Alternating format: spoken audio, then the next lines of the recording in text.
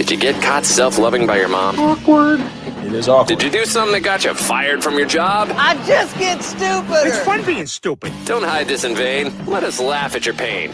Call 600-KFMA right away. I promise we won't embarrass you. Because Beef Vegan presents F My Life. F My Life. F My Life. Yes. Rock 2.1. Time for another edition of your F My Life. These are unfortunate situations. Email to me at beefvegan@kfma.com. Subject line FML. But of course, if you have an F My Life you care to share on the air, you can give us a call 600-KFMA. That's 600-5362. And Weirdo, Rico, and I will weigh in on your F My Life. If we agree your life is that, we'll hook you up with a gift certificate to Tucson Games and Gadgets, located at Park Place Mall, Tucson Mall, or the Outlet Mall. Are you ready? Yes. All right. First email sent to me by Ryan. Ryan said, the other day I decided to be healthy and go for a run. I broke my ankle. F My Life. What do you say, Rico? Yeah. That sucks. Easy, yes. Yeah. Super easy, yes. Because, of course, that's what's going to happen. Yeah, and now you're going to be unhealthy as you recover. Slowly, for sure. I mean, just work on the upper body. You'll be all right. Yeah, I guess. You could do like one-legged push-ups, I guess. Is that what it's called? Mhm. Anyways, F your life for sure. All right, next F My Life email sent to me by Pete. Pete said, this weekend I found out the hard way that there's no good girlfriend-boyfriend conversation that ever started with, suppose I slept with your best friend. Whoa. Yes. So F My Life, weirdo, what do you say? Yeah. Suppose I slept with your best friend. No, she slept with your best friend. Well, no, he obviously knows that. That's why he said it in F My Life. He found out the hard way that there's no good start to that conversation. What do you say, Rico? F my life for the streets. For real. Because that's the worst scenario. And it happens, especially when you're younger, because there's a lot of homie hoppers. Mhm. This is normally a phenomenon that happens from the female side going to the male side. Homie hopping, right? The girl will date within the crew, Right. go from one person to the next. And you're nodding in agreement. Were you ever a homie hopper? I was not. That's good. No, but did I you know watched. of homie hoppers? Yeah, I did. Yeah, dude. They come in, they infiltrate a friend group, and then they destroy it, one bang at a time. It sounds like you dated a homie hopper, Pete, and I'm sorry, but it is a life lesson that we all kind of go through, especially growing up in Arizona. Yeah, no, I was like the token female friend with all like the skater boys and everything, and I would watch the homie hoppers come in. I'm like, y'all are going to get an STI. Just watch. And I would just sit back and watch these idiots fight over her. And I'm like, she's going to be gone next week, guys. Like, she'll be on to another crew. Exactly. Whatever, Averill. Yeah. We're out of here. It's a weird thing that it definitely is a cliche at this point. Yes. So F your life, Pete. And next F My Life sent to me by Elsie. Elsie said, I'm 8 months pregnant, and the father says that he won't come to any more appointments. The baby shower, or my father said that he won't come to any of my more appointments, the baby shower, even birth, unless his new girlfriend. So I read this all wrong. I'll start over. Start over. Yes. All right, I'm 8 months pregnant. The father says that he won't come to any more appointments, the baby shower, or even the birth unless his new girlfriend is allowed to be in the room when I deliver. I said, absolutely not. So he told me to never call him again and blocked me. They've been together for 2 months. Wow. All right, so yes. Initially, I read this and I thought it was her father that she was referring to. But no, it's the father of the baby that she's pregnant with, the baby daddy, who's already dating someone else, 2 months in a relationship, and wants that new girlfriend to be in the room while you give birth. Like, what is wrong with this strange dude? fetish. This is insane. This is absolutely bananas. The easiest F My Life I've ever come across, Elsie. I'm so sorry about this. Definitely an F My Life. Right. What the actual F, bro? Right. And but you're going to have a beautiful baby. And you're going to be just fine. I don't know. How beautiful is a baby? She had maybe like a baby with this dude. It sounds like he's a douche, and you've avoided, that tragedy. I don't know. And it's so weird for the girlfriend of 2 months to want to be in that room. That's what I'm saying. Yeah. What? Yeah. Like, I want to be there and Oh witness my God. this. What if she's like the psycho new girlfriend that's like, oh, this is going to be my baby, and like, and try to steal it or something? Or what if she's actually just an OBGYN or something? Maybe she's just trying to do med studies. Who knows? We're jumping to conclusions here. Oh, okay. Yeah. She was there just to give like a consultant tips. Yeah. Yeah. You never know. To make sure everything goes midwife. smoothly. Yeah. For sure. there in Yeah, F support. my life. Yeah, totally F my life. Yeah. The most F my life that I've recalled of recent memory, Elsie. All right, next F my life said to be by Crystal, which we're just going to say automatically Big Baby. Okay. How do you follow that up? I've been trying to adopt a cat with little success since my last one died. My other cat, who I've grown attached to him when she realized he was dying, has been lazier and more prone to seeking attention than before he passed away. I now know that cats can suffer from depression, and I feel bad now. Oh. Yeah, that's sad, but Big Baby. You don't have your baby's dad trying to bring in a girl while you deliver the baby. Yeah. I mean, that's just... Yeah, okay. All right. I guess in comparison. All All right. perspective. Final F my life of the day, sent to me by Mick. Mick said, Friday, my wife broke the TV during an argument with her mother. But it's my fault because I put the TV in such a stupid place. So I should pay for a new one. Anyone know any good divorce lawyers? Jeez. I'm so done with her BS and her crazy family of a-holes. The Oh my TV that broke the God. camel's back, huh? Dang. Yeah, F my life for Mick. Yeah. Yeah, both of you. Same time. We all agree. Sorry. It's his fault because he put This is your fault. Such a You did stupid- this. Yeah. You know what? Right above the cable jack Oh my against the God. wall. Yeah. I Terrible love place. irrational females. It's the best. Terrible. So Very entertaining. keep those F my life emails coming. beefy@kfma.com. We're going to hit the reset. Coming up the rest of this hour, we're going to be speaking with actor comedian TJ Miller. You know him from Silicon Valley and Deadpool. He's currently on a comedic tour, doing a stand-up, and he also has a new comedy special that's coming out. So TJ Miller coming up next on Beef Vegan Presents, so don't go away. Buddy, let's get you in here on the stream. Let's get beef vegan on it. Let's get TJ Miller in the building, so to speak. Oh, I'm digging that facial hair, bro. Hell yeah. Look at that. What do dude. you call that? That's amazing. It's the old barkeep, the 1840s barkeep. Sarsaparilla. When the saloon doors open, I'm sort of cleaning one of my glasses, and I go, ooh. That's it. That's all I do in the movie.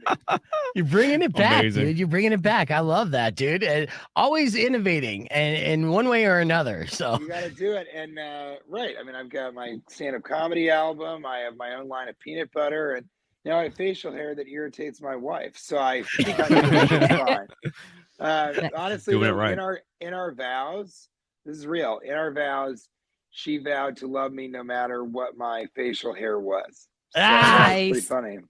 So Well, there you go. you come off like you grew a beard when you were like 14. And now, I mean, I don't know, but did you grow facial hair early? No, you know what? I don't think anybody's ever asked me that, but I think, let's see. No, not really, but I have a very full beard, so I can do a lot with it. And I did the show Silicon Valley where I had something kind of like this, but it was a little bit different. And so I've always been able to mess around with the facial hair. But my wife, I had facial hair for so long. My wife likes it. Kate, that's my wife. Kate is just about it with this clean shaven face. As soon as I did that after what I had to do. But the next thing I'm doing, I'm going to play Santa Claus.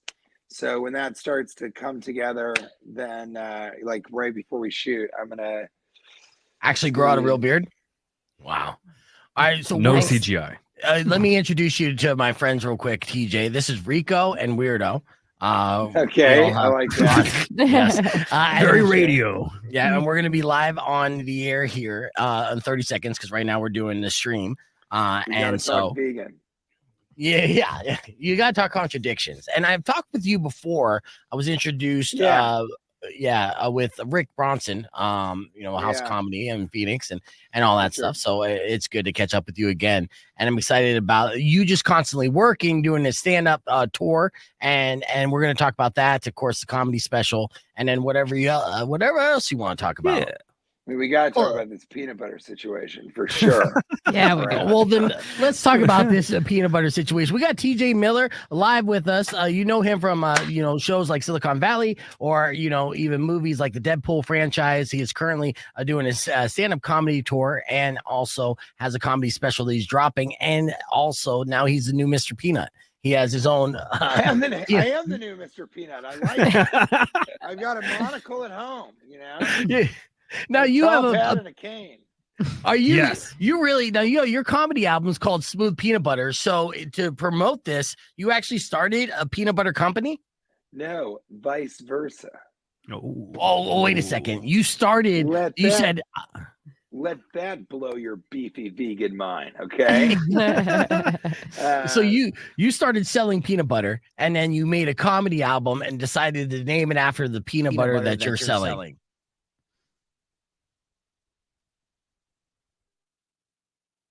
Hold on, I lost you guys. Golly, this is the problem with Big peanut butter stuff. I can still hear you though, so hopefully you can still hear. There you go. No, okay. So it's it was a thing where I had a hot sauce. I do have a line of hot sauce. And and so I kind of said to myself, because the hot sauce was doing so well, and the story behind that was I used to be the voice of the Mucinex booger. You know, piece of stuff. I don't know why that's funny. Okay, a lot of people get sick, and I helped a lot of people who were sick. Yes, you did. Okay, you saved lives. Weirdo. I'm sorry. And so I was recording in the middle of nowhere because you can record from anywhere. I was visiting my mother-in-law in Indiana, and I go to this recording studio. It's in this guy's barn, which I thought was pretty like out there, you know. And I do the record. I come out, and he goes, "That was really funny." I go, "Oh, thank you." He goes, "You know, those things really aren't ever funny. That was really funny." I said, "Oh, thanks." And he goes, "You want to see my pepper patch?" And I had never been asked that by a man, but I'm a progressive. I lived in California for a while, and so I actually I found out he made his own hot sauce, grew the peppers, everything. And so a year later, we became friends. He would send me test batches. And about a year later, he said, "Well, would you like to collaborate on a hot sauce?" And I said, "Yeah, I would love that." And so we made a line of hot sauces: Chipotle, Extreme Gangster Heat, which is sort of Tabasco done right. I think Weirdo would be there with that. And then one that's called, am I allowed to cuss on this program or no? No, we're currently on the air, but you can throw out one curse word. I'll hit the dump. Hey, it's KFMA on Tucson. No cusses, just short buses. Oh, yeah. Let's see. Okay, so this one, you know what? I'll bleep myself out, okay? Okay. It's called Intense Ghost Pepper Type. And nice. Whoa. Yeah, it's, you know what? Let's dump it. Ready? Yeah, I say, yeah. Fucking intense ghost pepper type shit hot sauce. Oh, and that's for the pepperheads. Boom. Boom. I'm learning now. And so it was I don't know, it just worked. People loved it. And the ghost pepper one, it's great flavor, still very, very hot.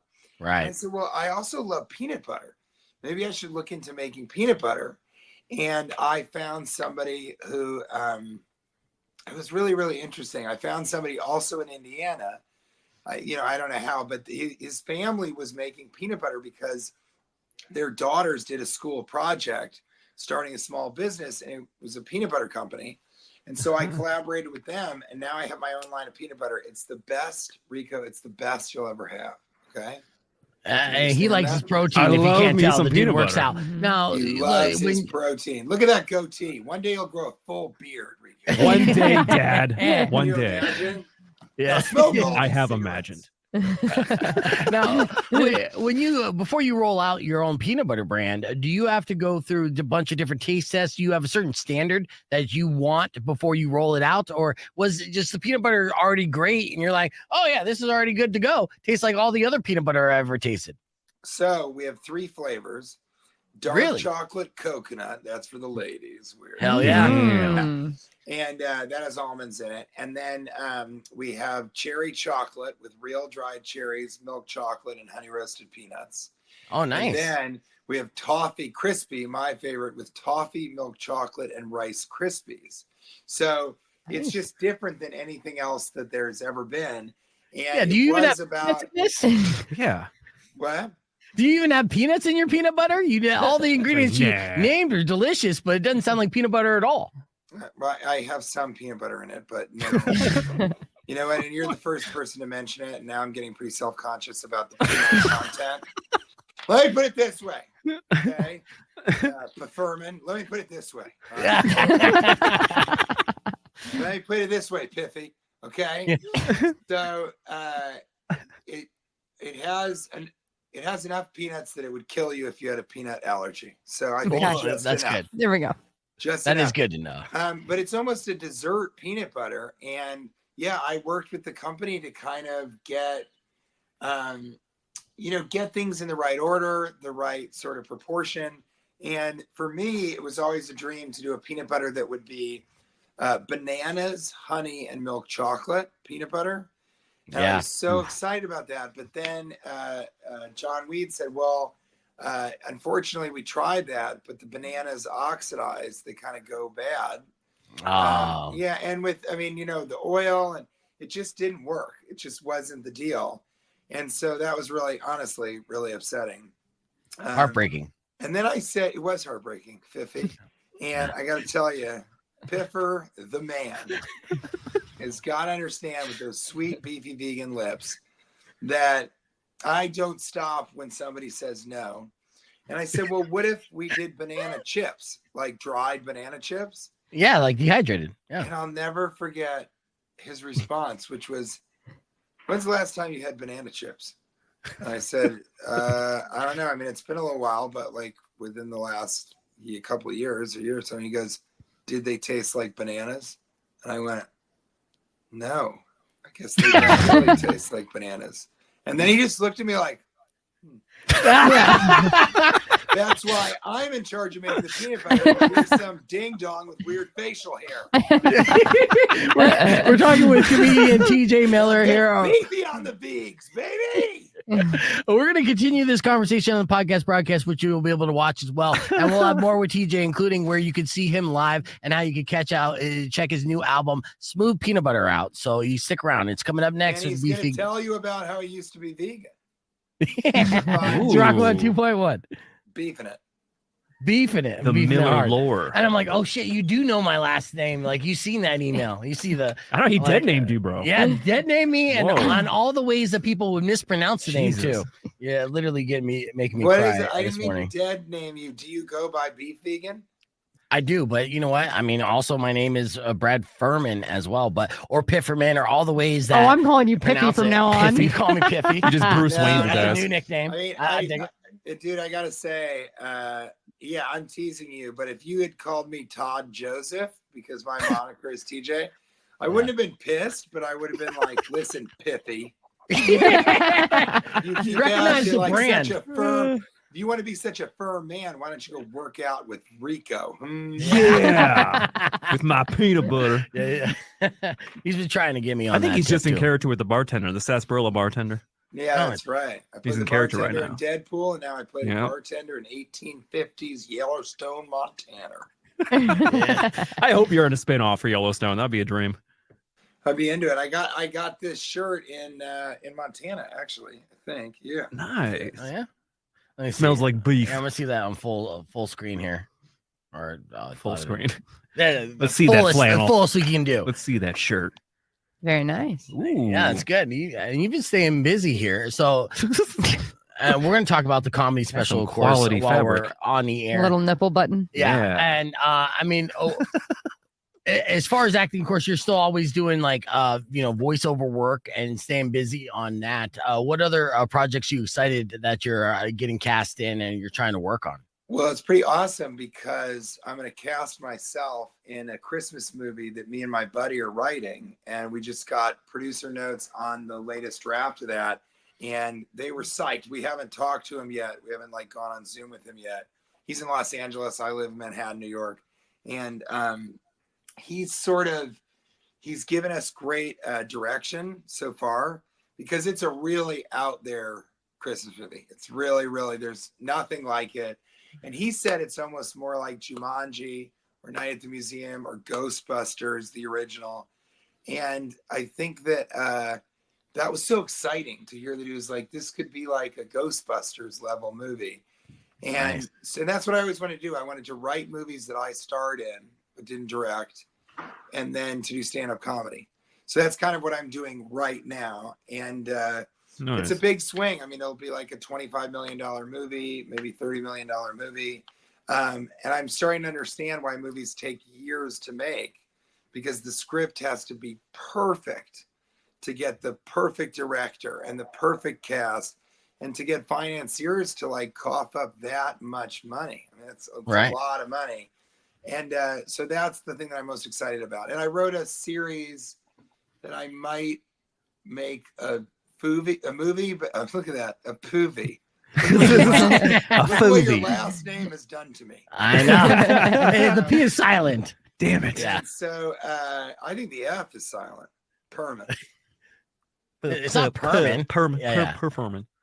No, The P is silent. We'll figure this out. You said the P was silent. I'm saying the F. It's okay. Not every joke is going to hit. I mean, Yeah. sometimes you get embarrassed, you know? Yeah. So let me ask you this. Okay. So the series is sort of more of a smaller indie type of feel. So I've got this huge movie and then this kind of smaller movie, but they're both things that I wrote. And then in the meantime, I'm just like hitting it with the stand-up, just grinding. I have 3 stand-up specials that are completely improvised on my YouTube channel right now. And then like a full-on special called Dear Jonah, which is also on my channel. And it's been so fun to do that. It's been so fun to be performing. And I was performing every single weekend for a while. And this year I'm kind of trying to take it down a notch because I really like Kate. She's Wife, yeah. She's my wife that feels like a girlfriend, that feels like a chick that I met in college and who I still party with, which is true. Yeah. And so it's just it's like kind of going to be better for me to do 3 weeks a month and then take a little time off. And I was like, I don't know, how is that going to work financially? And then I remembered I have Bitcoin. And It's on a rip. Ripping. Oh no. He gets it. Yeah. Oh, He knows. he knows. Baby. We're going to 100K, baby. Yeah. So I'm having, it is going to go. It's going to go to 100 and then 125 and 250 is next. Mama! Yeah. But, Get those bags. But stack sats. Well, TJ, being on the producer screenwriter side of movies, is that going to change your approach when you do other movies? Because I know that you're known for your like improv, so I know that there's been plenty of projects that you worked on before that you're going off script nonstop. And now, as a screenwriter, if you cast somebody like yourself in your movie and he starts ad-libbing, are you going to try to murder that guy? Like, no, stick to the fucking words, man. That's so interesting. Nobody's asked me that. God, that is really, yeah. No one has asked me that. Certainly, no one with a fake last name. I think no. Well, the answer is no. Absolutely not. I won't care. I mean, the idea is that you want to get the funniest thing. That's just because it's for the audience. It's not for my ego. And I sort of clashed a little bit on Silicon Valley because the head writer of that was a great writer. I mean, truly amazing. You talking about Mike Judge, or he was just no? a I showrunner? mean, Mike Judge is just a genius of a different level. But this guy, Alec Berg, who wrote for Larry David, Curb Your Enthusiasm, and Seinfeld, and he's a really funny dude. And so he wrote amazing scripts, amazing lines. But I would improvise, and sometimes I would have something that's funnier than him, and they would go with it. Sometimes I would improvise, and then I would say, you know what? The line is written is better. So let me do that a couple more times, and then we can move on. Yeah. But occasionally, I found the better line, and he would come over and say, hey, I think you should do the written one a few more times. And I would say, I think we got it with this. So this is what I'm going to do. And he would say, I think the line is better. So let's just do that. And I'd say, listen, if you are so focused on getting your line on television, you're editing the thing. So just use your line. But I'm going to do what I know is the best, especially for me. And so, yeah, the writer, when confronted with a personality like mine and an improviser of my caliber, whatever that is it can kind of get touchy, you know, it really can. Yes. And so I tried to kind of I tried to ride that and smooth it out as much as I could, smooth peanut butter. But Rock 1 2.1, we're talking with TJ Miller right here. always, when I was working with those other guys in Silicon Valley, they're so funny. Zach Woods is so funny. Thomas Middleditch is so funny. All of them are. Yeah. And but those dudes are both like hardcore improvisers, UCB trained, like amazing. Right. And they even did an improv special. Yeah. And if they would hit a line and it worked and it got in the way of my line, let's say, I would just let it go. I'd be like, we don't even need this anymore. Let's hit that again. And it's going to be shorter. It's going to be better. Let's do that. So there's so little ego in what I do because I do it just for the audience. I think life is fundamentally tragic. And if I can provide some ephemeral escapism from that, then that's the best thing that I can do. I'm not going to say there's like nobility to it, but it's something that I really want. And I think is important. And so I think if somebody came on my set and wanted to improvise, if the improvisation was great, then no problem. I'm so happy you're here. You're making the movie better. If it's somebody who's trying to improvise, there was an actress who was on, I feel like season 3, but Silicon Valley. Yeah, but she kept saying things off camera while Zach Woods was improvising. And and this girl, by the way, everybody has a problem with her, but she was a comedian too. Yeah, she was a comedian also. And she would just talk off camera. And I was kind of like, what are you doing? And then she started interrupting Zach Woods. And that guy's maybe the best improviser alive. I mean, he is really, really up there. Ryan Reynolds is one of the greats. Jonah Hill is so much better than I could have expected. Yeah. But Zach Woods is like it's unbelievable how funny he is. And he's also very neurotic and so she would keep talking over his lines and then he wouldn't do them again because he didn't think that they were funny. It was funny when he first said it. He's wasting everybody's time. We need to move on to the next thing. And we were losing these like fucking comedic gems. It was crazy. Dump it. You saw it. Yeah. I saw it. But I'm sorry. But that is how insane. Yeah. And all I could think was like, dude, he is saying stuff that people are going to quote, that people are just going to cry laughing. And there's going to be millions and millions and tens of millions and millions of people that are going to see this. And you're like robbing them of laughs. Right. And so I finally was like, you got to stop talking. You're not on camera. They're not going to use anything that you're saying. You have to stop. And then she like did it one or two more times. And I took her aside, as I recall, and I was like, don't do that anymore. Okay. Right. You've got to let him work. All right. When you're on camera, go for it. Do whatever you want to do, but stop. He's not going to be able, he's going to collapse. Do you understand? Mm-hmm. And then she just went off to talk crap later on. Yeah, but like obviously, especially when you're shooting and you're behind the scenes, then you shouldn't be saying anything. You shouldn't be making any noise. You're shooting something. You're off camera and you're just supposed to read your lines. They're not even going to use them. You're just supposed to read the lines so that the guy on camera can respond and be able to do his comedy, and in this case, improvise. And so for me, it's like, I am so much more about making sure that other people can do their thing, elevate the material, all of that. And my buddy who I'm writing it with is the same way. I mean, that's why we've done so well working on the screenplay together. I hate the phrase writing partners because it sounds like two homosexuals that are working. It's romantic. That's sweet. This is my partner. Late 90s, you know what I mean? This is my partner. Rico's my hetero writing partner, right? Too. But he's a genius. And you guys, I just feel at ease with you guys. I just feel I can cuss, I can curse, I can swear. I can have a mustache that makes me look like I own a penny farthing.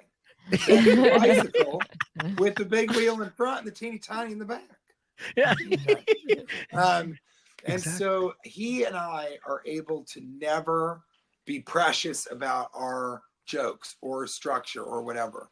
So when one of us goes, no, man, I think it's the other way, we will both either say yes, or one of us will go, let's see it. Let's write it again and see it that way. And then we'll go, yeah, you know what? Let's go back to the other thing. So a lot of our own writing is cut by the other person and by ourselves because we want this to be a movie that is like a Christmas classic. And when you're working in this genre, Christmas, there are no good movies. There's like 5 great Christmas films. So it's a very hard movie to get right. But this is also sort of sci-fi and fantasy. And so it's a movie that's never been made. Again, it's kind of like Ghostbusters. And I thought that actually that was like a pretty good approximation to say sort of what, what the genre or style of it is. And so we've been working on it for like over a year.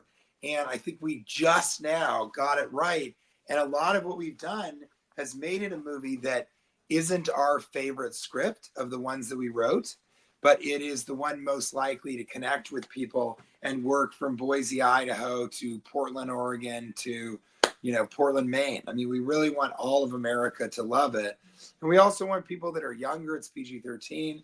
Well, I got a question. Get into it. In that vein, is it? Do I go to the gym? Was that do you have extra peanut butter? Yeah. Is it set in the modern time or is it kind of like a period piece, like 80s ish? No, it is set in the modern times. Okay. Something happens that is like catastrophic for the world, and it all takes place in the Mall of America, which is where we will shoot. And it's just like it's an idea that we can't even believe no one has come up with. It's my buddies, it's my partners. Idea. We were at home and we were in bed. We have a pull-out couch, and we were watching Sex and the City. And I remember he turned to me and he whispered the idea for the film in my ear, and I just made love. Not to him. You poured an extra glass of Franzia. His mind. You made love to his mind. No, I mean it's just an idea that is so out there, but is so great. And so we're also really being like true to, trying to make this a great movie, trying to be true to the idea and like do it right. And the writer's strike, of course, robbed us of like, 7 months or 8 months or something? Yeah. Because I'm WGA and he's not, but all the producers weren't able to talk to us. And so I think we'd be a lot further but we don't need to be. Like, it's also a movie where I play. I mean, I've already played Santa Claus, but it's also a movie where I play kind of a sort of Santa Claus. And so that we're in no rush. I'm gonna go white. Yeah, you're gonna age into it. Yeah. Yeah, no, but I'm gonna go white. And we did research with mall Santas in the Mall of America. And they're all members, except for one, they're all members of the IBRBS, the International Brotherhood of Real Bearded Santas. That's a real thing. That's funny. Yeah, that's awesome. Thing. Yeah. And so what they do is when you get to that level, you go white. And what that means is that you dye your hair white, your hair and your beard, but you also dye your eyebrows white. Correct. So that's like the moment where it's like, I'm Santa Claus year round. I mean, your eyebrows aren't going to grow out. And so it's really interesting because one of the Santas that my character is sort of akin to or based on, he just does, I think, white. No, that's not true. He went white. He has white eyebrows, but he shaves his beard, and it's so funny to talk to these guys because they don't drink or cuss during December.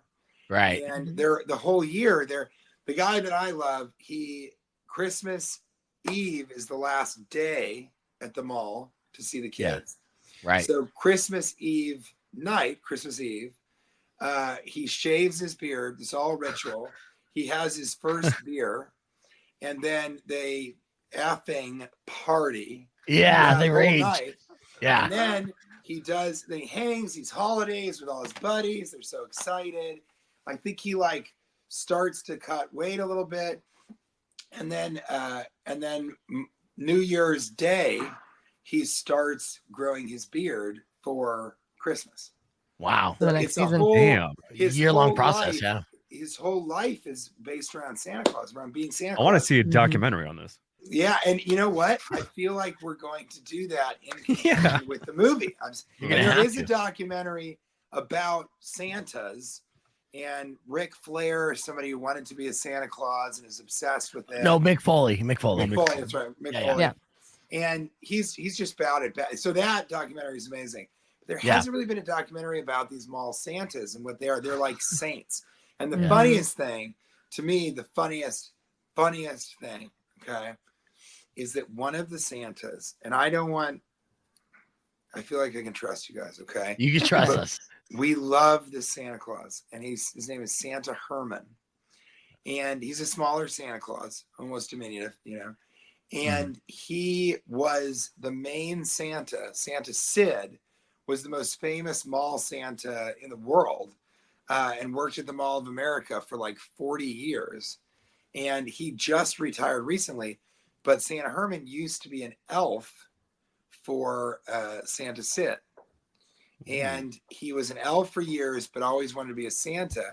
And so Santa Sid finally kind of crowned him a Santa, gave him his spectacles. Oh, wow. And Santa Herman is now a Santa Claus. And is he a little person? No. He's okay. No, not all. I mean, he's a small dude, you know? Yeah. But he's not at all, you know, he's just a regular height. So he's not all that. But he's, I mean, it's really fascinating because there's a lot of Santa like talk and, how do I say this? Not gossip, but like people have strong opinions about Santas. Who and who doesn't belong in that club. And there's a guy who doesn't work at the Mall of America, but who kind of said, you know, I think Santa Herman is really an elf in Santa's clothing.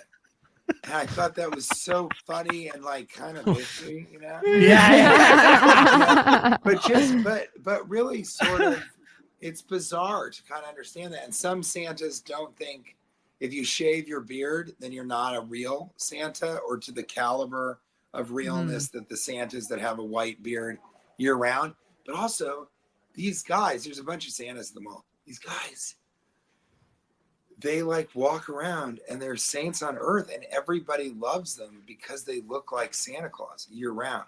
And a lot of them wear red. Santa Sid, when he's not, he wears a red tracksuit when he's out and about. Their baseball caps are red. They're, you know, it's a very strange culture. And so we're going to examine that with this movie. And it's just so cool, you know, because it's not, the movie's not this, but it's, my character is sort of the opposite of bad Santa. And boy, so like really good Santa. Boy, did bad Santa piss off all of the Santa Clauses. Oh, really? Oh, man. They hate that movie? Scorn them. And to make the movie, we had to go to Santa Sid. We met him at a Perkins family restaurant and bakery for hot chocolate. As you would. And cookies. Okay? Yes. No carrots because there was no reindeer. And so we sat with him and we pitched him the idea to sort of get his blessing. And I thought about it, heard it. He was wondering, because he thought bad Santa was like terrible for the brand. It was awful. Yeah. Right. And he goes, you know what? I like it. And I give you my blessing because both of you, I can tell, have the Christmas spirit in you. And the Christmas spirit is the spirit of giving. And I can feel the Christmas spirit in both of you. And my buddy Jay, who is Jewish, started crying. I'm not joking. Oh, wow. It's what he wanted to hear his whole life. Yeah. Isn't that the sweetest thing that you So can ever nice. imagine? It's so wholesome. And He's like, you accept me? He's adopted. And so there's like a funny layer to that. But I mean, it's so funny to see a Jewish person, this guy, and he's just, it was a Jewish guy being told that he had the Christmas spirit, and then he started crying, not bawling, just started crying. It was one of my favorite moments in my entire life. But the lore of this film is so rich and so interesting. There's almost no way it can't get made. And so we're really excited about it. And it's, for me, I already played Santa Claus. I was Santa Claus in Office Christmas Party. Right. That's R-rated. So this Santa Claus movie will have a bit less cocaine. But I really do feel as though, like, I don't know. I mean, I kind of need something like this where people see the side of me that they see, but on the animated films that I do, kind of just this sweetness and this kindness that is me. Right. And then, see it in a live action film that also has some like comedy that is me, not R-rated, but is like a little hard edged, ridiculous, whatever, all the things that you've seen me in. And because I've never written a major motion picture that I've been in, I've always had to shoehorn my stuff in to the scenes and to what's going on. Luckily, everybody from Michael Bay to Steven Spielberg has said, yes, do whatever you want. The camera's rolling, go for it. But I have no control over the scene, the other people in the scene, the structure of the film, all of that. And so this has been really worthwhile. And I hope that on this next notes calls on Wednesday, that we'll be at a stage where it's like, guys, let's shape this script up, because we've torn it down and built it up 3 times. And I'm hoping, and what I think is that he's going to go, let's begin the process. Let's start figuring out financing, et cetera. Yeah. Yeah. What's your wife your wife, Kate, how's she going to feel about you going a full Santa, going white eyebrows, white beard, and basically aging yourself like 40 years? I think that I was growing a beard for the writing of this latest draft, just because I think it's funny to like be a method actor, or in my case, a meth head actor. Hey, I have a problem. Please help me. Oh God. So oh dear. What have we done? I think I was shaving the beard down, and then I made a shaving mistake, which was I brought the razor down and I forgot to put it back up. So I went here and shaved it off. You can even see that it's like gone here, but stubble here. Yeah. And so I had these mutton chops, and Kate was like, why don't you shave it so there's just a tiny little line that goes to your mustache? That would be really funny. So then I did it. And last night she was like, oh, please don't do that. We're going to this important party with art collectors and everything. And I said, no, it's really funny. You'll see. And I got there, and 2 of her friends were like, I like it. It's good. Yeah. My friends was like, it's really sexy. And I was, oh my God, I was cracking up, because now Kate's like, damn it. Yeah. I think she wants me to be clean shaven because she knows this is coming. And once I do the movie, you can do extensions maybe, but my beard is going to come. It's not going to be like Father Time level, right? But it's going to come down to sort of here and be. It's got to be Santa-esque. Yeah, it's a real. Sure. It'll be sort of a modern Santa look, right? Like my hair will sort of not be quite like this, but sort of more back here, so it's coming down a little bit. But it'll look kind of like me as Santa Claus. And dude, that is one of the funniest things. I mean, weirdo, tell me what you think about this. Okay? Yeah. Just imagine an entire movie where I look like Santa Claus.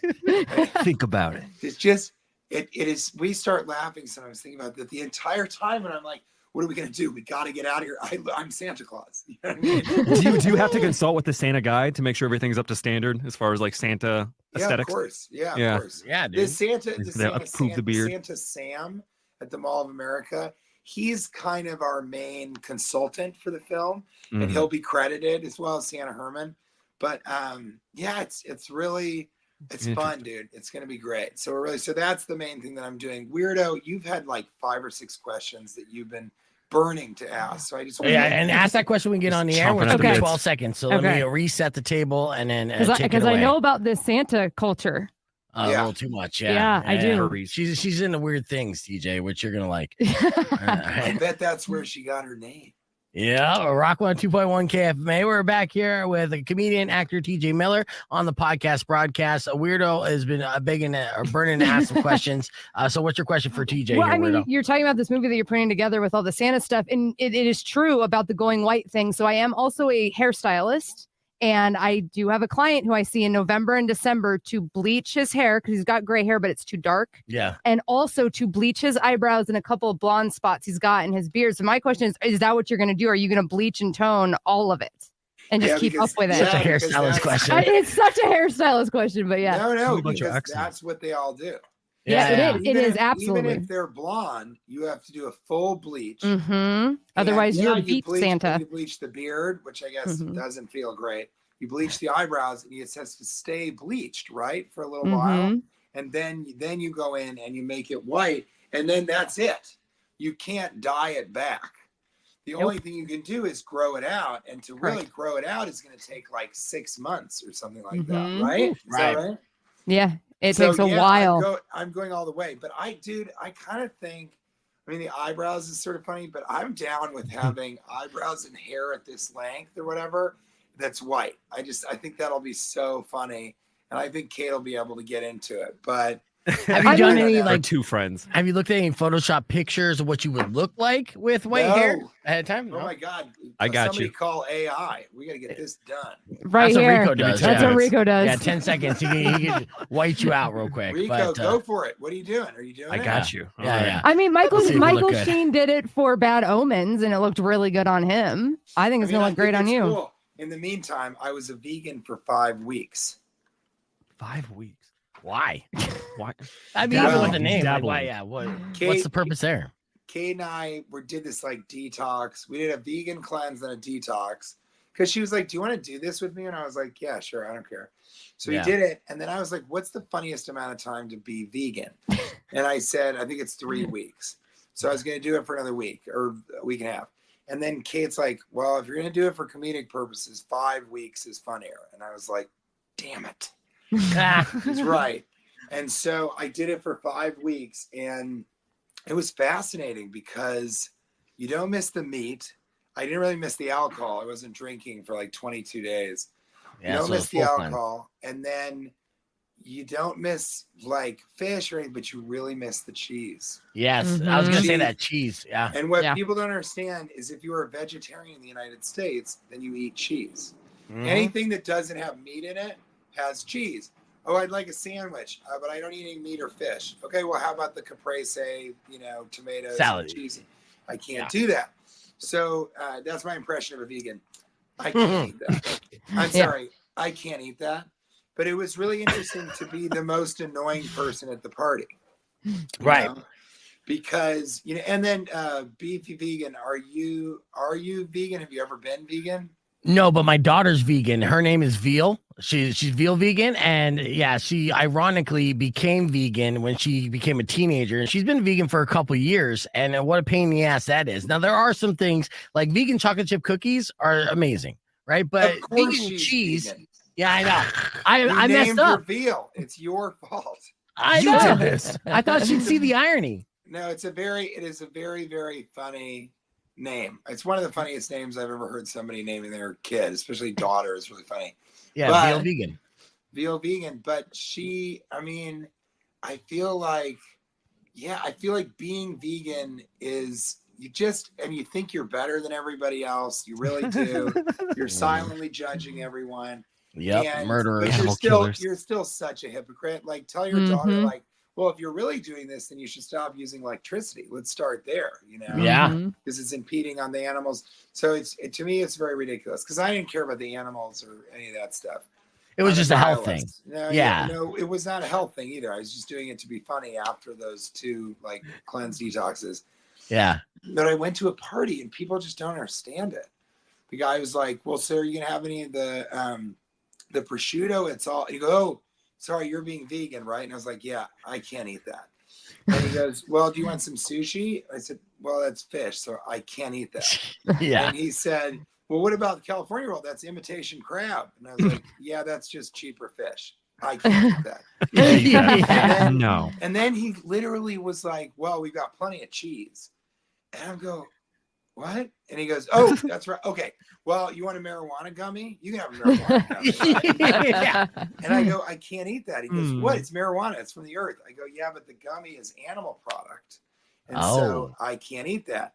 And he goes, "Oh, what? Is it come from something gross like the intestines or something?" I go, "No, it's the inside of the hoof. So it's the inside of a horse's hoof, and they scrape out the gelatin from inside the hooves. So you're eating hooves when you eat that gummy." Really? Yes. You do that? I didn't know that. I get high on hooves. You're eating a horse's pig and horse hoof. Oh. And he just looks at me and he goes, "Get out of my apartment." that was dropping fun facts to TG Miller. I didn't know that to where I can't even eat gummies anymore. But yes, that's a gross fact. So but now hold on, because once you eat a hoof or 2, like the actual hooves, yeah, then the gummy doesn't seem that gross. That's true. Yeah. Well, you don't get that nice like foot flavor that if you eat an actual hoof. Tell As opposed veal. to hooves. Yeah. Yeah. So we're talking with TJ Miller. Of course, TJ, he's actually on tour and he's going to be having some shows at the Tempe Improv up in Phoenix. You know, he's got comedy specials that are available on his YouTube channel. And we're talking about, you know, him becoming a screenwriter and also trying to produce his passion project, this next movie of his. What's the difference? Like, was it difficult for you to transition from writing stand-up comedy, which you've been doing since you were a teenager, and now you're going straight into screenplay writing, and not only for a movie, but you know, a series that's got to be obviously different in so many aspects of it. Was it challenging for you to be able to grasp that? I mean, I think that all of it kind of ties together and really is rooted in improvisation. You know, so when I do stand-up, I'm often I'm always improvising. Sometimes I'm doing improv half the show. I'm riffing and maybe doing some crowd work. And then sometimes I'll riff an entire hour. Like one of my specials online is called the Spokane special. Yeah. And it's a special where I went to Spokane. I riffed in like an hour on Spokane. And we cut it down to 37 minutes. And it's amazing. And people love it, even if they're not from Spokane. So you're just roasting Spokane when you go there and just you get on stage and immediately you're kind of inspired just to kind of mess with the crowd and do a little crowd work. And then you were just in the zone and kept going. Yeah, exactly. And I did it a little bit each night, but just on the last night, like all came together. Or actually first show Saturday. And you know, so that's stuff that I'll do. And then I'll do that with ideas. You know what I mean? So like I'm vegan for 5 weeks and I go, well, I had this experience. You know, let me go and talk about this. And, you know, I met this insanely last named guy on the radio and he named his daughter Veal. And I'll talk about what a weirdo is and how he thinks he's kind of a Rico Suave. So I'll put all those on stage and then tied together. Kind of, beautiful. You know, do that. And so that's kind of what I'm doing when I'm writing, which is sort of a version of improvisation, of course. And so it kind of, you know, it goes everywhere. It's like, I think truly in my like core, I'm an improviser. Yeah. Yeah. And so when you're writing, are you recording voice notes nonstop, like into your phone, or you're just you get an idea, you start kind of like spewing some dialogue and then go back and then rewrite that? I used to do voice notes, but it was like too time consuming to go back. So now I used to carry a notebook and I do that sometimes, but now it's just all like. He's right into your phone. Or you say, ChatGPT, write me a funny scene. No, absolutely not. Never. But it's like, you know, it'll be like, why do you pass the golden hallway and go to the dark alley? And that's, somebody said that about going down on the derriere. You know, and so I talk about that. And then, you know, this just says mozzarella stick pull during a serious conversation about white entitlement. Or, you know, like, but that's such a funny idea and scene too. That's so good. But this, then this is just a note about somebody that I saw on the plane. And it said, guy looking at sexy girl pictures, tasteful, bald and small as he, lingering at the fantasy. And that's almost a poem. So it's just or like haiku. This is so funny to me. This is such a great line. And I used to wear a wife beater, or as it is now known, a woman who's upset with his wife. but I have in there wife beater as it is now referred to as a man who's upset with his wife. And so it's like, which of those is better, no or referred? And then I'll have to work out on stage, like how to explain that we're not saying a guy who's beating his wife is upset with his wife. I'm saying a guy doesn't beat his wife anymore. At most, he can be like giving her the silent treatment, you know? Yeah. And that's the tank top and body. So then, and so then I just kind of will mess with that. But I don't know. I think I have, and a lot of these are set lists here. So I have 4,655 notes. Jeez. Wow. And then, yeah, just go through them. And that's how, that's part of the writing process. So you throw a lot of stuff at the wall and then see what sticks. We're talking with comedian TJ Miller. We're keeping the conversation moving on the podcast broadcast. Be back with more right after this. Rock 102.1. So I've reset there. So we've been going back and forth on the FM side, by the way. That's how we do it. And I know I'll let you go here because I'm sure you got things to do and you're out. No. I mean, listen, I'm having the best time. And the only reason I'm sort of like, is because I've been doing radio since, 8 a.m. this morning. But in the last 4 days, I've done 56 radio stations nonstop on this tour. And then last night I did a show where I had to close it. So I got off at like midnight. And when I got home, Kate was like reeling from this dinner that we went to. So that was really fun. So we had to hang out and chill and everything. But this is like one of the best that I had. This is also the longest because this is like a real podcast. Right. So this is really, really fun for sure. Yeah.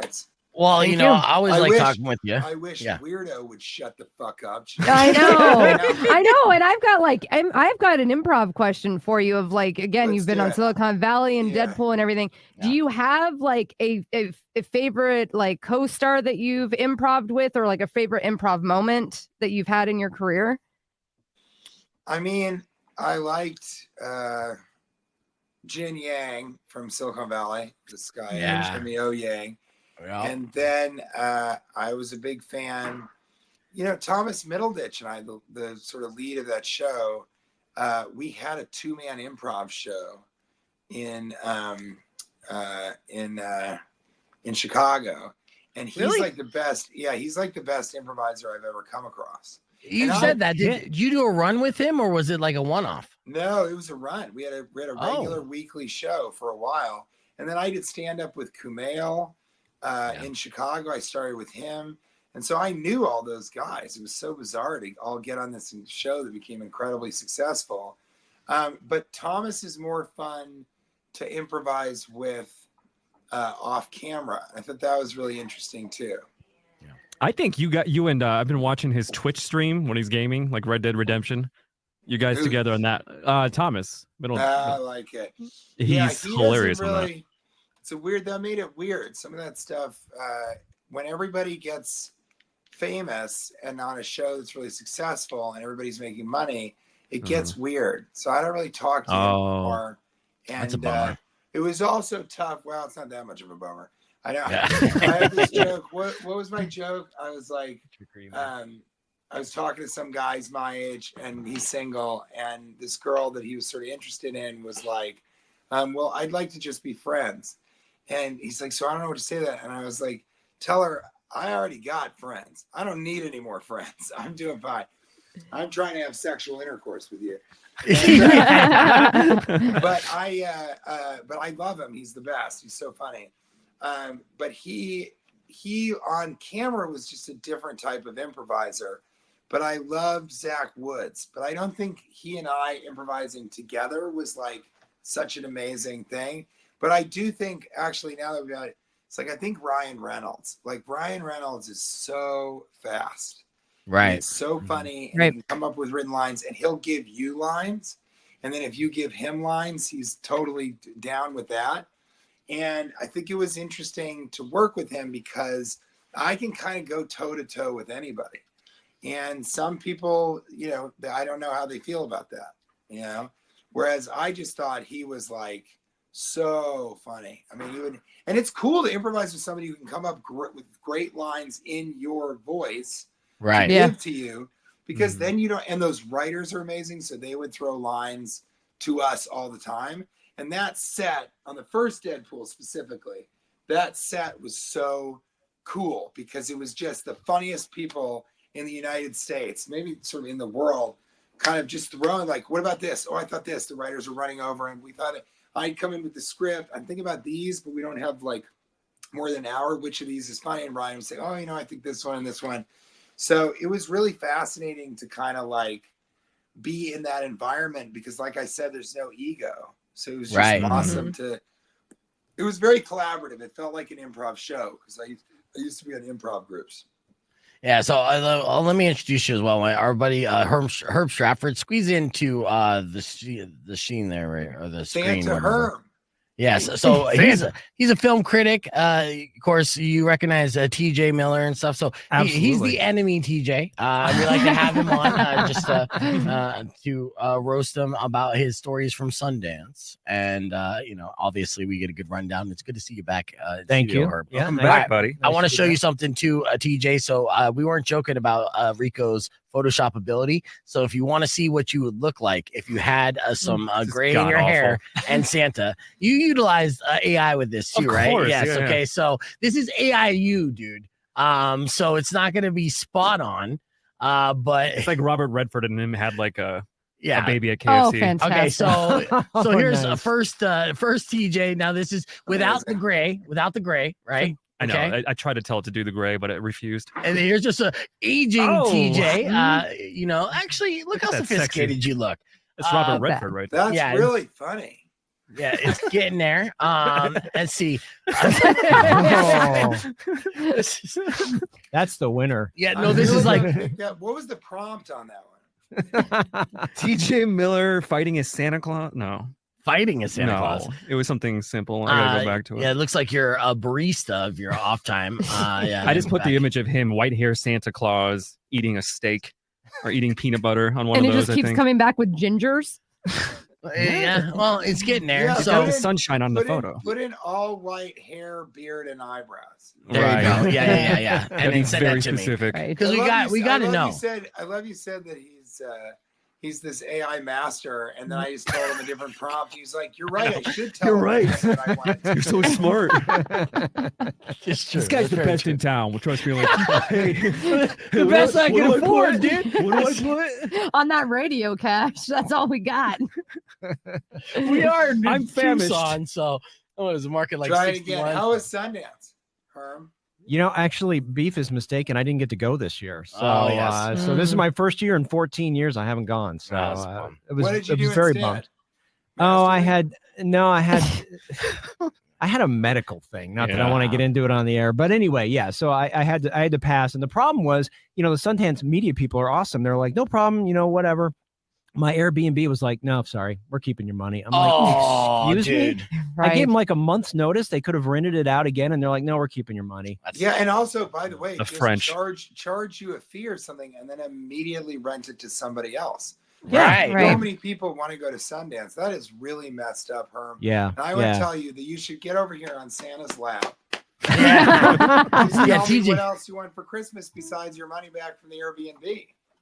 You know what I want? I want you to come to our film festival in October and hang out. That's what I want you to Dude, do. I'm with that. You guys give me the invite. Herm, have you seen American Fiction? Yes, yeah. Actually, no, I it's fascinating. And he's a Tucson guy. Cord Jefferson is from Tucson, the adapted screenwriter, the director. Yeah. He won the Oscar. We didn't watch the Oscars. Did that win Best Picture? No, it won Best Adapted Screenplay. Yeah. So it what won Best Picture? Oppenheimer. Yeah. And Pacino kind of just, so good. spewed it out without doing the nominees or nothing. Full blown Pacino move, which is nice. But Emma Stone won for Best Actress for Poor Things, and that was well deserved. And she's amazing. She's an Arizona girl. No, I think so.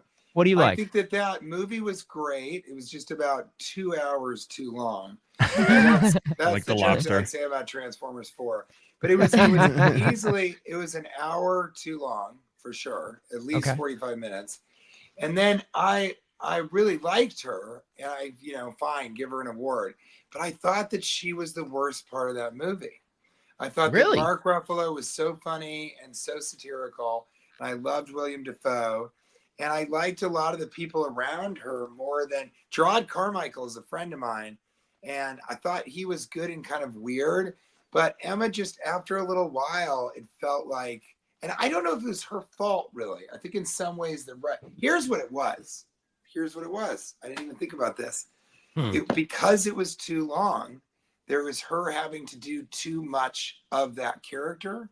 And so after a while, it fatigues the audience a little bit.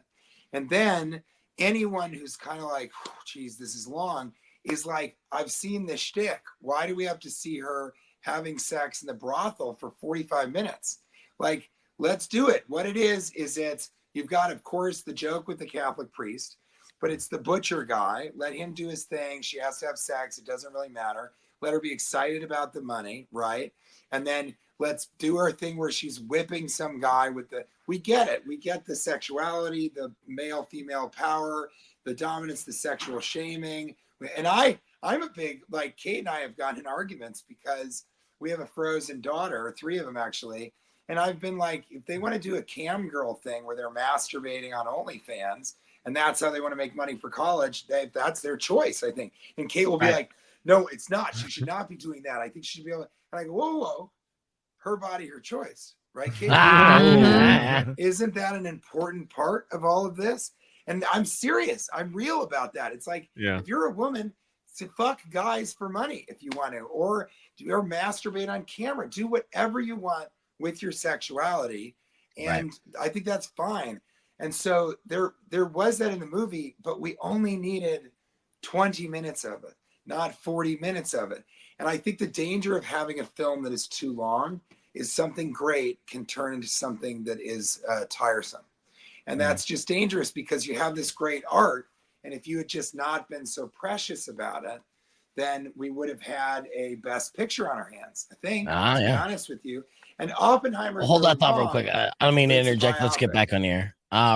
Rock 1 2.1 KFMA. Welcome back to Beef Vegan Presents. On the line still with TJ Miller, and we got Herb Strattford, film critic, in studio. So we got another opportunity of a critic and actor sitting in the same conversation, and we're talking about Poor Things and how it would have benefited from better editing. And it was ironic that Oppenheimer then won Best Film because that's such a long film, but you say because it's a biopic that it kind of gets a pass. That had a great naked scene too. I thought the best of the year. Yeah.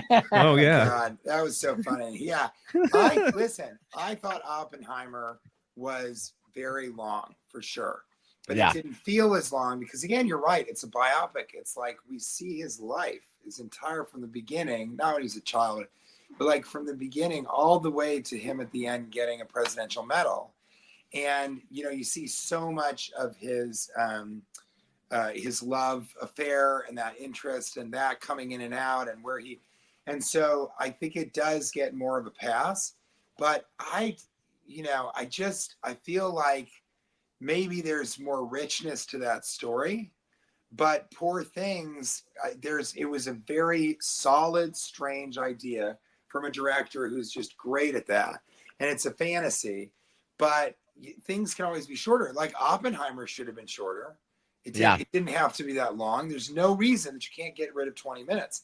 The problem is, if you're Christopher Nolan, nobody says no to you. Correct. Nobody says no to you. And if it's your masterpiece, your magnum opus, well, it has to be this long. Everything that I filmed, everything that I envisioned, it has to be that. And then I can never pronounce his name, but the director from The Lobster who did Poor Things, he's at a point now where nobody's going to say no. They're just not going to say no to him. And I think another problem with that, because I've been in situations like that for sure, and still sometimes get in those situations, it's hard to tell people, like, if you think I'm effing this up, I guess on your program, be PFing it up. If I'm PFing this up in any way, tell me. Maybe I won't listen to you, but you've got to give me notes and suggestions and thoughts and everything. So I'm also worried that like these films are trying to go the other direction from TikTok, which is a Chinese spying device, espionage, and but away from the clips and the scrolling and all this stuff. They're going all the way in the other direction to 2 hours, 2.5 hours, 3 hours. And I'm like, how much further do you want to push the next generation away? What are you trying to do? What are we trying to prove? That only adults and intellectuals can see movies? Well, we already have indie art house movies. That's already a genre. There's already a place for that. There are all these like art house film play. But if there aren't Marvel movies, which is starting to feel what's going to happen, like after the Eternals, which Herb loved. I mean, he won't stop talking about it. Remember when we hated it. And he took off his shirt and his pants. And he was in that sort of he still wears that shirt. I know. It came out years ago. Still wears it. He loves it. But no, what's the one with Brie Larson? Oh, Marvel. Captain Marvel. Yeah. And so, when that failed, kind of, and then the Eternals did fail. failed, which had it's like, and Ant-Man 3 failed, and so we're in a place that we've all been hoping for, which is enough sequels, enough comic book movies, and now that it's happening, I almost feel like those of us in the industry are like, yeah, but then what are we going to do? How do we get people to come to the theater? Right. And Yeah. I think it's not a great thing that the original movies are. I didn't love Barbie. Herb, I don't know where you stand on that. I thought it was PF and awesome that they made it. I love that my wife and so many friends loved it. My father-in-law loved it. My writing partner, he loved it also. And it was the right length. It was the right amount of time to spend on that idea. Mm-hmm. And at no point in there were you like, geez, they've been in the real world for a long time. And I think it's because they were attacking a demographic that is just not going to put up with a 2-hour movie. They don't even want it to be an hour and 40 minutes. Unless you make it memeable. Special. Memeable with like a bucket of popcorn, like Dune did. Oh yeah. A bucket that you can PF. Yeah. Yeah. No, you're right. And I felt like I felt like I was glad Barbie got made. I'm a big fan of both Greta and Noah Baumbach. So I think they did a good job. But I think I was like, okay, is it a Best Picture nominee? No, it's a popcorn flick. Yeah. Look, I thought these movies getting longer in the theater is kind of like the Netflix counter effects, because everyone's been basically watching 10 hours of programming for these specialty series. So they feel like to compete with that from an artistic standpoint is to make it longer, or people will be more willing to watch a longer product because they sit and they binge 4 or 5 hours at a time. Mm-hmm. But that's not the case in the theater. That's so interesting that they might have said, well, people have longer attention spans, but in a limited series, you can binge it. But you can also walk away from it after an hour and you've seen 2 episodes, or you do 2 episodes, but that's the nature of a series. And I'm kind of working on one right now called The Loneliest Megaplex, which is about a guy who gets his job back at movie theaters when they opened in June 2020. Yeah. But he's the only one hired back. So it's just him alone in a 30-screen megaplex. Yeah. So it's kind of a period piece during the pandemic.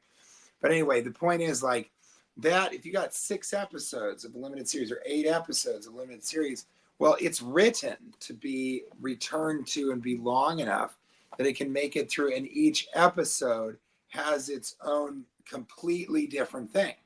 It's a different section of the character. If done right. Lives, It's all that love and chemistry or whatever, which Kate really likes. And I kind of was like, oh boy, this is a little too Gossip Girl for me. But then it got real quickly and it got awesome. By the way, it was so good. Yeah. Yeah, you like that one? Good. Oh yeah.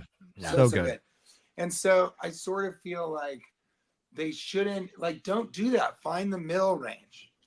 Don't be a 10-second YouTube short or 10-minute YouTube short, but don't be a 2-hour limited series of 4 half an hour. But just kind of go back to primordial human beings around the fire. If you told a story and it was an hour and it was funny, great. If it was an hour and a half and it had some gravitas or some real to it, yes. But 2 hours is the longest you can tell a story around the fire before people are like, all right, shut up. And it has to be an incredibly engaging story about how a woolly mammoth tried to find you and make love to you, but a saber-toothed tiger saved you. And, and you named both of them Herm, and you taught them to be vegans because they were meat eaters and all that stuff. It needs to be that caliber of storytelling to make it to 2 hours. So I'm really a fan of comedies being an hour and a half. That's to me, that is the sweet spot. That's the sweet spot. Yeah. Absolutely. Especially when you're going out. We're keeping the conversation moving with TJ Miller. We got Herb Strattford in studio as well. So we'll talk about some movie releases, what is worth watching, what's not, and more. It's Rock 102.1 KFMA. And clear. All right. So, yeah. All right. And that was us on the FM side now, dude. Now you can say fucking. Whee! What I find very interesting too is like the sort of the youth's fascination with subtitles. Oh, there's another one. Closer. We're getting there. We're getting there. Look at those candy cane eyebrows, bro. Look at the highlights and the curls. Yeah. It's not bad. Yeah. At least AI Show it to your partner. respects you enough to make you look, good looking when they come up with images. I tried to do the same for myself, and it was like literally a picture of someone's anus. Oh my god! You know what? I kind of Thanks, computer. Hold on. Because I'm watching Shogun right now, and that has subtitles, and I love it. I think I'm already fascinated with Japan in general, but that show is so good. And that's Hulu. But yeah, everybody's watching that show. They don't. It's like they don't care about subtitles anymore. It's in Japanese. I saw it. I've seen like advertisements for it, and that's what I really wanted to see. Because I think that's there's some creativity to that. I don't know, man. You really you just need to be able to do something that's engaging, but doesn't feel like it's desperate at all. Yeah. Right. Mm-hmm. It does feel like a lot of this stuff is, it's meant, that's why the Marvel movies aren't working anymore. It's just meant to get an audience and make money. Right. Yeah. Kind of what it is. It's soulless in a way. Yeah. And so they kind of lost the plot there, which is, it sucks for audiences. Bad news for Marvel. Terrible news for Warner Brothers, because they're just finally doubling down, be like, we're going to get this right. And then the rest of the world's like, oh, sorry, we're over it. Right. Yeah. So thanks for the late attempt. Renfield was written by my buddy Ryan Ridley. And there is an interesting thing within that, which I'm gonna try and get him. It was interesting to me that it was such a good idea. I think it was really funny, and then it went up against Super Mario Brothers and it was gone. So then again, the Warner Brothers DC universe is now stuck, or the Monster universe or whatever. Yeah. Well, they keep canon movies too that are already made. Acme versus Coyote, or Coyote versus Acme, that's canned. Salem's Lot, which was shot, done, and Really? Stephen King considers. Yeah, Stephen King said he saw it, and it's one of the best movies based off his intellectual property he has ever seen. That's canned, never see the light of day. No. Salem's Lot's going to drop on streaming. Okay, they It are. is. Okay. Yeah. Well, I guess he put up a good enough fight, Yep. because it looked like Nice. that, and of course Batgirl. So these big expensive projects that Warner Brothers just getting that tax write off on. And they're scared. I'm sure they're scared to I'm sure they're just scared to sort of see these things fail. And it costs a lot of money to put movies in the theater. So you really got to be and you got to give the theater half of all the proceeds. Right. Mhm. Oh my Theaters God. need this stuff too, though. So, whenever they can a movie for a tax write-off, then, that affects AMC, Harkins, all those chains, because it's hey, yeah, maybe it would have sucked, but still would have had half of a filled theater is better than an empty theater, right? Right. You would think, unless, I don't know. It was just so strange to hear the excitement about Dune saving the cinema. Basically. They say that every 6 months, though. They do. Yeah. They do. But post-pandemic, people having their home streaming preferences, it is good to see a movie that comes out that kind of unifies and gets everybody going to the theater again. Even if it's on repeat. Good? I liked it. I mean, it's not for everybody, Well, you're a fanatic, Herb. You loved the first one. You saw the original, and you read the book several times over. Oh, yeah. What did you think of Dune 2? I like it. I was pleased with it. I mean, certainly Denis made some changes, but they were changes. That's all the fan groups that are out there, they're complaining about some of the changes he made. Right. And it's here's the thing. You just got to think about it. A book is a book, movie's a movie, right? Mhm. You know, you're never going to get, I mean, there's people Perfect that hate translation. the Lord of the Rings, movies because they love the books. I'm I love the Lord of the Rings movies and I've read the books. They're a different thing, Yeah. So no, I liked it. I was happy with it. I'm excited for the third one that he's going to make. I hope he takes a break, and they need to age a little bit up, but yeah. It was sheer spectacle. I think that was the greatest thing about it. It was literally there to blow your mind. You feel your seat shaking in the theater. Yeah. It was been a very while. well done. Did you watch it? Did you like it, TJ? I haven't seen it yet, but you guys watch it. And golly, I was gonna make fun of you. I was gonna make fun of you for being a bad AI generator, but this is all I got. Man. That's not even you, bro. Do you have eyebrows in that let's one? see. No Hold it up eyebrows? to the screen again. Yeah, that's not. I saw that guy in Mesa yesterday selling. That's the like broke British you. That's the British TJ. Why'd they put your eyes so close together? Weird. Why? Who Hey, is boys. this? Look like a not genius. Did you know type who- in your name or maybe did I you use need an to image say reference? comedian TJ Miller. There you go. yeah, not the car lumberjack. mechanic TJ Miller. Car Oklahoma. mechanic is real. This looks like car mechanic TJ Miller. All Merry right, Christmas. Rico, We I'm actually sorry, fucked. I'm sorry I was a jerk about that, I think. See, I told you he's the best. He's the best. best. We got Robert Redford with licorice eyebrows. You're welcome. It's the best I can do. Seriously, Yeah, look look like at this. Play-Doh. Yeah. All right, hold on. Let's go full screen again there. Yeah. That does look like a British sitcom from 1995. It does. Dude. Looks like Wow. you and Jonah Hill had a love child. No. You know what? You hear the Watch saxophone this. music on that. I'm just gonna do this. Let's just try. I'm just gonna try comedian TJ Miller. There you go. Let's see. We'll have if an they AI can- off. We're gonna be back Let's on hack, here bro. in about 16 seconds as well. We're hacking right now. So I'll reset. We had AI generate planet. the look of these characters in the Santa Claus movie, and it was amazing. I mean, it was the most amazing. And then we started having fun with it. In fact, I'll show you some of those, but then I gotta go because I've got. Look at this. That sounds good. All right, 2.1 KFMA. TJ Miller is trying to out AI Rico, failing What's miserably. going on with that raccoon eye? Oh, Man, you put in comedian. I don't think they I can nailed see it. it. Yeah. amazing. Well, see. So Well, I- we had. Let me show you. Yeah, so Yeah, you had that's the AI best come one. up with images, basically almost like a casting the movie that you're working on. It's a Santa Claus themed movie that is in the works, and so yeah, what do these characters look like? Are they like out of control, like outlandish characters, or so good that you're like, we need to cast people that look exactly like this? So we were having fun. We were trying to decide.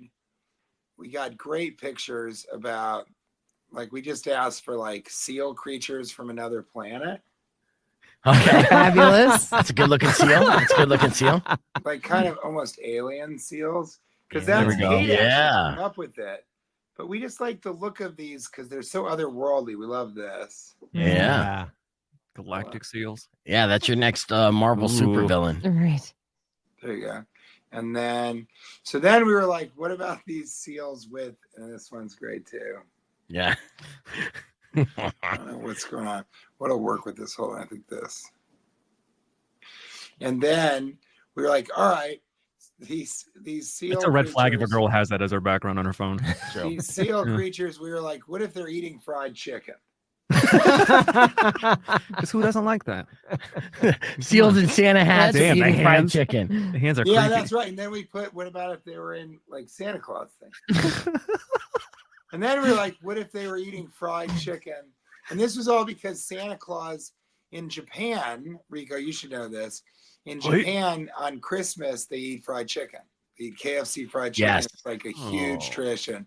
So then we were like, what about them eating it with Santa Claus?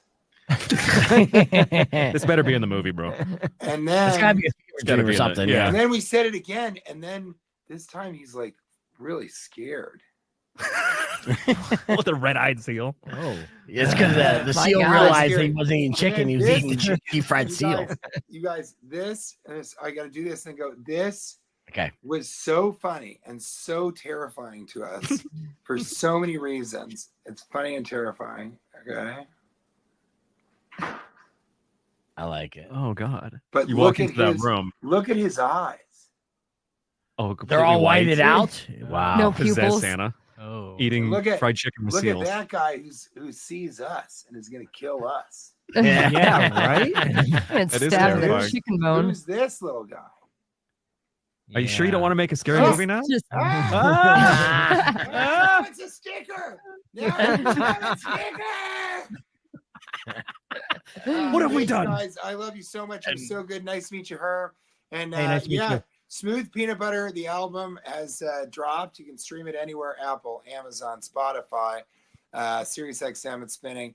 But please download it, listen to it, have fun with it. You can buy my peanut butter on Amazon.com. I have a full line of peanut butter. It's delicious. I think these guys will maybe put a link to it. I also have my own hot sauce.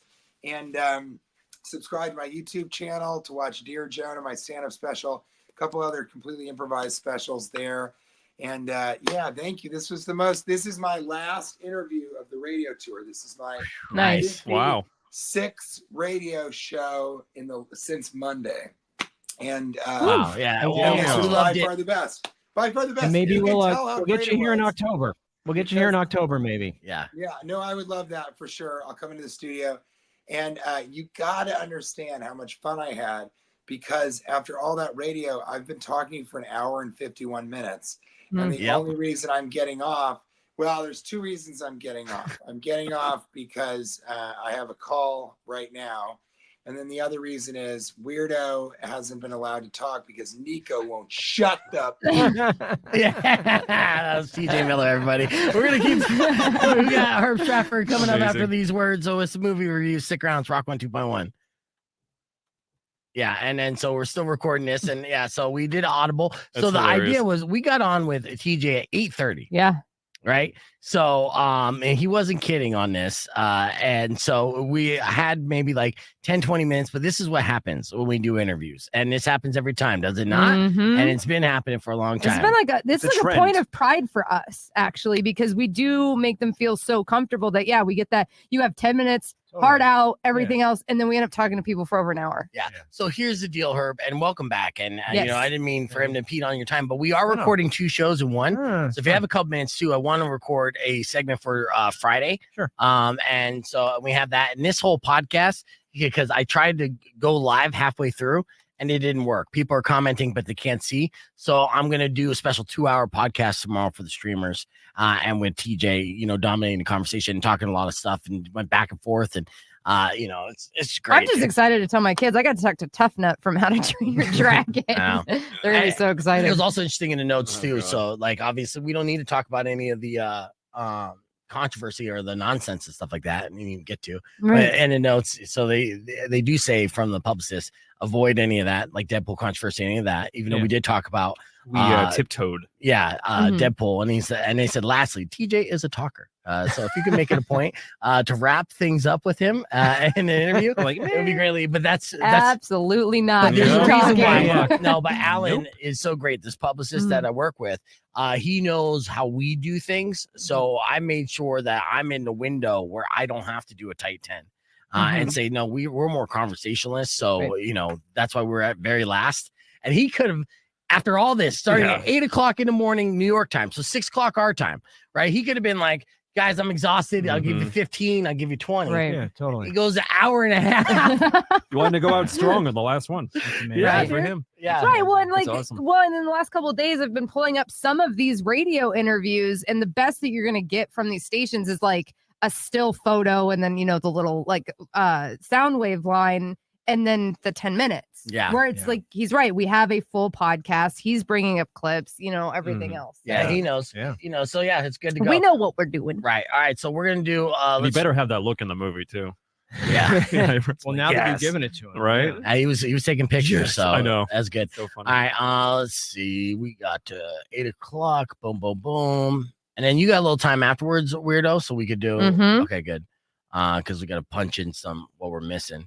All right. Here. Oh, I gotta stop that too. And welcome back, Herb. We've missed you, man. Yeah, I love you, Thank dude. you very much. I appreciate that. I I miss being here. So Yeah. I'm glad to be back. And you look good. And you feeling good too? Yeah, I'm all right. Okay. All right. Well, let's. Is there any news on the challenge? Hold on. No, not really. Yeah. Well, it ended. I mean, yeah. Now we're waiting for the next All Stars.